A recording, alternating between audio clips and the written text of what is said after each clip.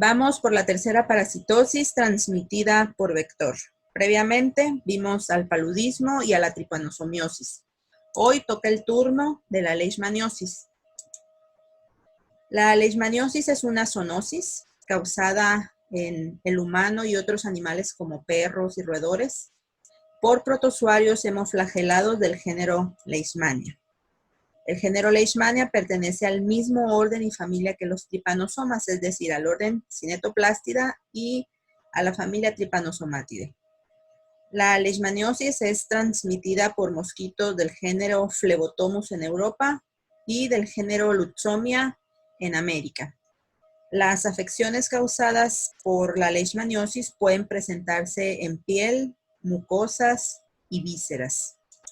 En esta parasitosis se presentan diferentes síndromes clínicos que van desde úlceras que sanan de manera espontánea hasta enfermedades viscerales que pueden causar la muerte.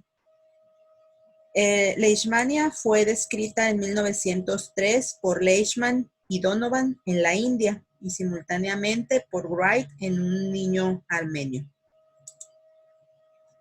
Existen 30 especies del género Leishmania que son idénticas morfológicamente hablando. De estas 30, 21 son patógenas para el hombre. Las diferentes especies de Leishmanias se encuentran agrupadas en complejos de acuerdo al cuadro clínico que producen. Independientemente de la especie de Leishmania de que se trate, todas van a afectar al sistema fagocítico mononuclear, macrófagos, monocitos y también a las células dendríticas. En la imagen vemos un poco más de la clasificación taxonómica de Leishmania.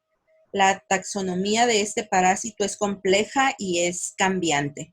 Al ser Leishmania un protozoario, pues pertenece al reino protista, al subreino Protozoa, al orden Cinetoplastida, a la familia Trypanosomatidae.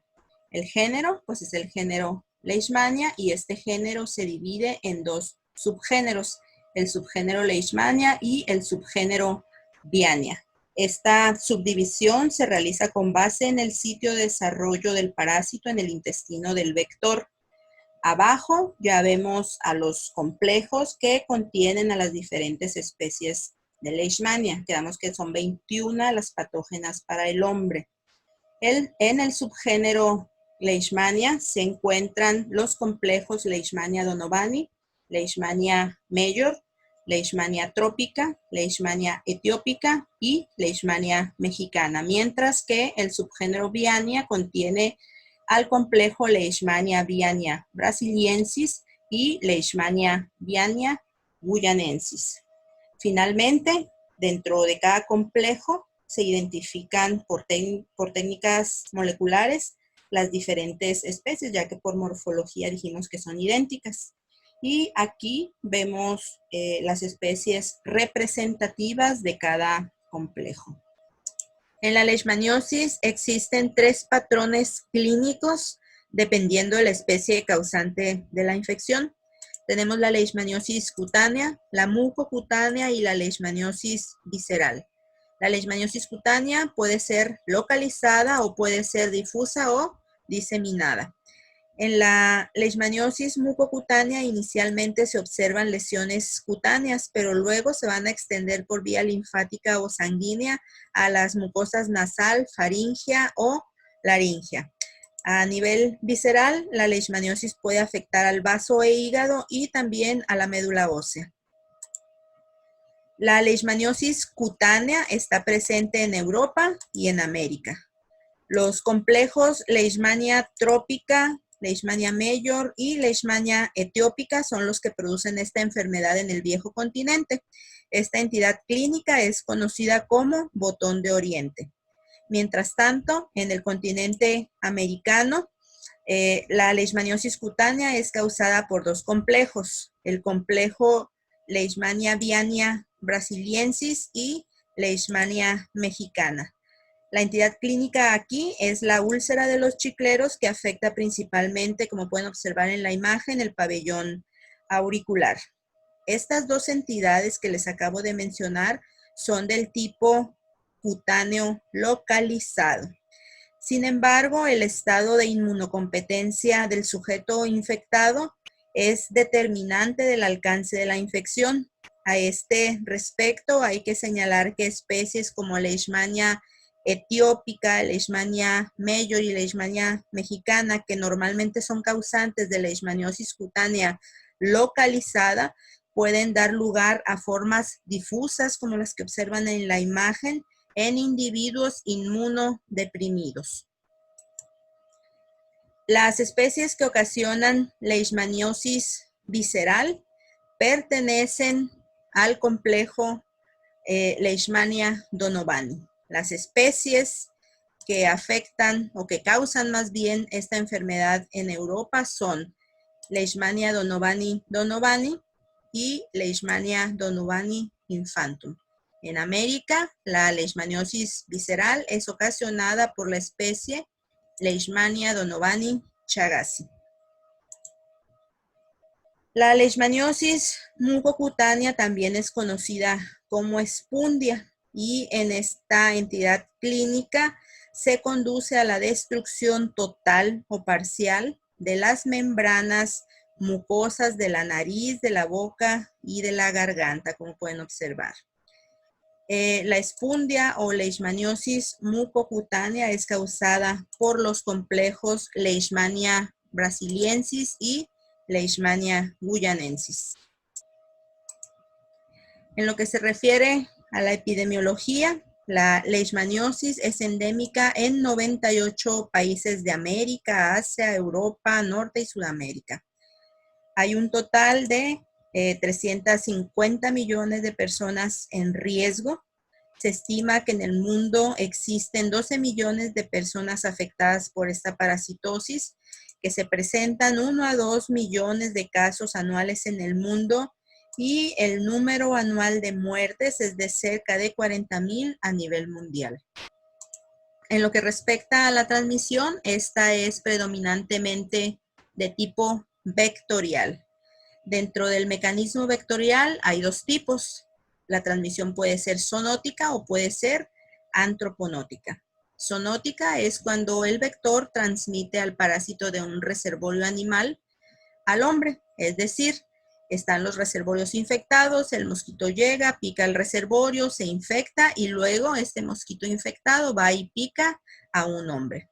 En las zonas endémicas, la transmisión puede ser también antroponótica, es decir, de humano a humano a través del vector. Esto es, hay un individuo infectado, el mosquito lo pica, el vector se infecta y este va luego y pica a un hombre sano y lo infecta.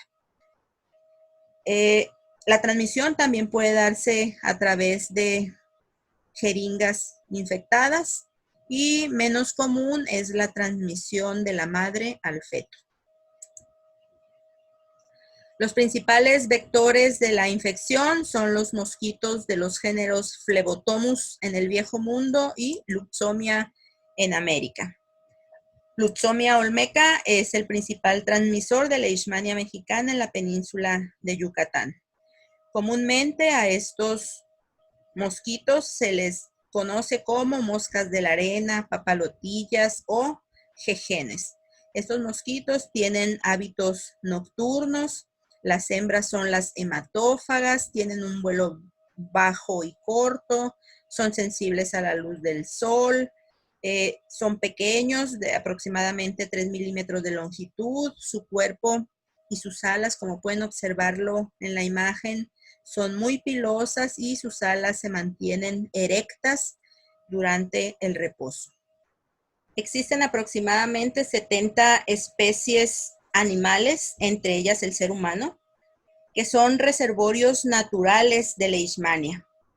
Entre el parásito, el vector y el reservorio se establece un conjunto de relaciones muy complejas que no permiten que la enfermedad sea controlada o erradicada.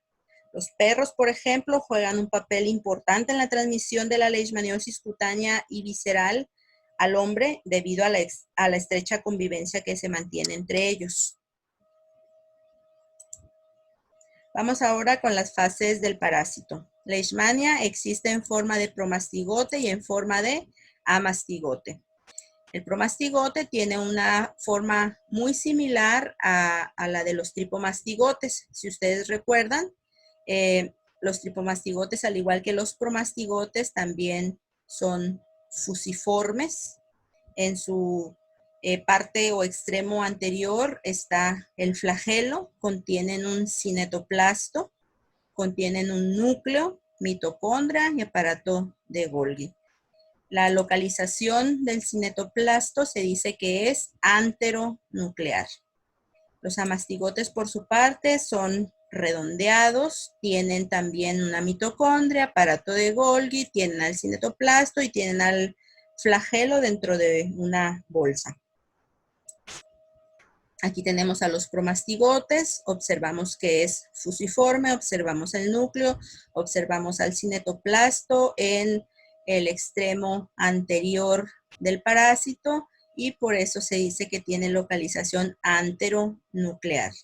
La longitud del promastigote es alrededor de 16 a 18 micras. El promastigote existe en dos formas, como promastigote procíclico, el cual se encuentra en el intestino del vector, y como promastigote metacíclico, que se encuentra en las glándulas salivales del vector. Esta es la fase infectante para el hospedero vertebrado. Aquí tenemos a los amastigotes, los cuales ya dijimos que tienen forma esférica. Esta fase no es móvil, se encuentra en los tejidos de los vertebrados infectados, parasita células de piel, mucosas, vaso, hígado y médula ósea predominantemente. El amastigote que se encuentra al interior de estas células es la fase infectante para el hospedero invertebrado. En esta imagen vemos tinciones de promastigotes que fueron recuperados del vector y amastigotes que se encuentran presentes en el hospedero vertebrado. Aquí observamos cómo se ve el promastigote mediante inmunofluorescencia indirecta. Observamos perfectamente bien el núcleo y el flagelo y la forma característica que tiene esta fase. Esta es una tinción con Giemsa, en la cual puede observarse perfectamente bien el flagelo, el núcleo y el cinetoplasto en una posición anteronuclear. En estos frotis teñidos con Giemsa podemos observar a los amastigotes infectando, por ejemplo, células dendríticas, algunos macrófagos. Podemos observar que en algunos casos hay una gran cantidad de amastigotes que se están multiplicando asexualmente al interior de estas células. Estas se las puse para que observen cuando los amastigotes en gran cantidad destruyen o revientan a la célula infectada. Estos son frotis teñidos también con Giemsa. Veamos ahora el ciclo de vida en el hospedero vertebrado. Los promastigotes metacíclicos son transferidos al hospedero vertebrado cuando un vector infectado se alimenta de sangre y los inocula junto con su saliva. Los promastigotes serán fagocitados por macrófagos, células dendríticas y otras células, y en el interior se van a transformar en amastigotes. Los amastigotes van a sufrir repetidas divisiones por fisión binaria dentro de la célula del hospedero vertebrado, y finalmente los amastigotes son liberados por la ruptura de la célula infectada y reinician el ciclo replicativo en una nueva célula. Ahora el ciclo en el hospedero invertebrado. Se va a iniciar cuando el vector se alimenta del hospedero vertebrado y succiona a mastigotes intracelulares. En el intestino del vector se van a transformar en promastigotes procíclicos y se van a multiplicar por fisión binaria. Estos promastigotes procíclicos se adhieren al epitelio intestinal para evitar ser excretados. Los promastigotes procíclicos van a atravesar el intestino y se transforman en promastigotes metacíclicos. Estos promastigotes metacíclicos van a migrar a la probóscide y son la forma infectante para el hospedero vertebrado. Aquí está el ciclo completo en el hospedero invertebrado y en el hospedero vertebrado. Los promastigotes metacíclicos presentes en la probóscide del mosquito hembra infectado, también conocida como mosca de arena, papilotilla o jejenes, son introducidos en la piel de un hospedero vertebrado durante la ingesta de sangre. Los parásitos son fagocitados en piel por macrófagos, células de Langerhans, o bien el parásito puede penetrar activamente en estas células. Se van a transformar en amastigotes y se van a multiplicar por división binaria. La replicación ocurre en cantidades que oscilan desde decenas hasta cientos. Las células infectadas se rompen finalmente y los amastigotes se diseminan hacia diferentes tejidos. Cuando los vectores libres de infección se alimentan de individuos infectados, ingieren las células con amastigotes. En el intestino del vector van a quedar libres los amastigotes y luego se van a transformar en promastigotes procíclicos en el intestino medio del insecto. Se van a multiplicar por fisión binaria y finalmente van a migrar a la probóscide como promastigotes metacíclicos altamente infectantes para el hospedero vertebrado y de esta manera continuar con el ciclo. En lo que se refiere a la patogenia de la leishmaniosis, bueno, pues los mecanismos de daño se deben a la gran destrucción celular, lo cual va a conducir a una respuesta inflamatoria severa y a necrosis. Bueno, les repito que los diferentes síndromes clínicos de la leishmaniosis son la leishmaniosis cutánea, que en Europa esta entidad clínica se conoce como botón de oriente y en América hay un tipo de leishmaniosis cutánea localizada que es la úlcera de los chicleros. En individuos inmunocomprometidos, la leishmaniosis cutánea localizada puede convertirse en el tipo difusa o diseminada. Otro tipo de leishmaniosis es la mucocutánea, que también se conoce como espundia. Y por último tenemos a la leishmaniosis visceral, llamada también calazar. En la leishmaniosis cutánea localizada, el promastigote metacíclico inoculado por el vector invadirá y se multiplicará en las células presentes en el sitio de la inoculación. En la leishmaniosis cutánea difusa, el parásito se va a diseminar a sitios cercanos al sitio de la inoculación. En la mucocutánea, el parásito se va a diseminar a mucosa oral y nasal, y en la leishmaniosis visceral, el parásito va a llegar vía linfática o sanguínea a vísceras ricas en macrófagos como el hígado o el vaso. El tipo de leishmaniosis que se va a observar en el hospedero vertebrado va a depender de la especie y cepa del parásito infectante, así como de la respuesta inmunológica mostrada por el individuo. Dicho lo anterior, tenemos el espectro de la leishmaniosis cutánea, en el que la leishmaniosis cutánea localizada se encuentra en el polo positivo, ya que las lesiones pueden curar de manera espontánea o bien durar poco tiempo. La leishmaniosis mucocutánea es intermedia porque no cura espontáneamente, pero su duración puede ir de los 2 a los 3 años. En el polo negativo tenemos a la leishmaniosis cutánea difusa, que es una infección no ulcerativa de muy larga duración. Para realizarse el diagnóstico de la leishmaniosis es necesaria la visualización directa del parásito en el sitio de la lesión. Pueden obtenerse también, por ejemplo, exudados, hacerse frotis que se van a teñir con giemsa y hacer la observación microscópica. También pueden obtenerse biopsias para su análisis. Otro modo de diagnóstico es el cultivo del parásito en medios especiales como el medio NNN o el empleo de técnicas moleculares. La inoculación intradérmica o subcutánea de aspirados de tejido sospechoso en hámsters y otros animales de laboratorio pueden ser también un procedimiento útil, capaz de detectar la infección incluso pocos días después de que ésta se produce. La prueba de Montenegro o leishmanina Consiste en la inyección intradérmica de una suspensión preparada con amastigotes muertos con fenol y se utiliza para valorar la respuesta inmunitaria celular del individuo sospechoso. A las 48 y 72 horas se hace una lectura de la reacción inflamatoria que va a ser positiva si se genera una roncha eritematosa y la positividad indica una infección activa o pasada. Esta prueba va a dar positivo en los casos de leishmaniosis cutánea localizada y mucocutánea. Va a ser negativa en la leishmaniosis cutánea localizada muy reciente o en la leishmaniosis diseminada debido a que recordemos que estos son individuos inmunocomprometidos. Los antimoniales pentavalentes son los medicamentos de elección.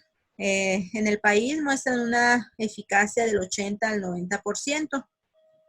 Ejemplos de estos antimoniales pentavalentes son el antimoniato de meglumina, que es el glucantime, o bien el estivogluconato de sodio, que es el pentostan.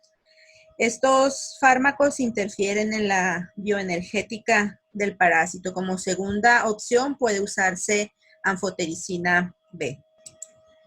El control de los vectores ayuda a reducir o a interrumpir la transmisión de la enfermedad, especialmente en el contexto doméstico. Para evitar la picadura por el vector se pueden usar mosquiteros, repelentes o insecticidas. El diagnóstico temprano de esta parasitosis reduce y previene la discapacidad y la muerte. La vigilancia epidemiológica eficaz de la enfermedad es importante. La notificación rápida de los casos es fundamental para monitorear el desarrollo de posibles brotes. El control de los reservorios animales resulta un poco complejo debido a la movilización social.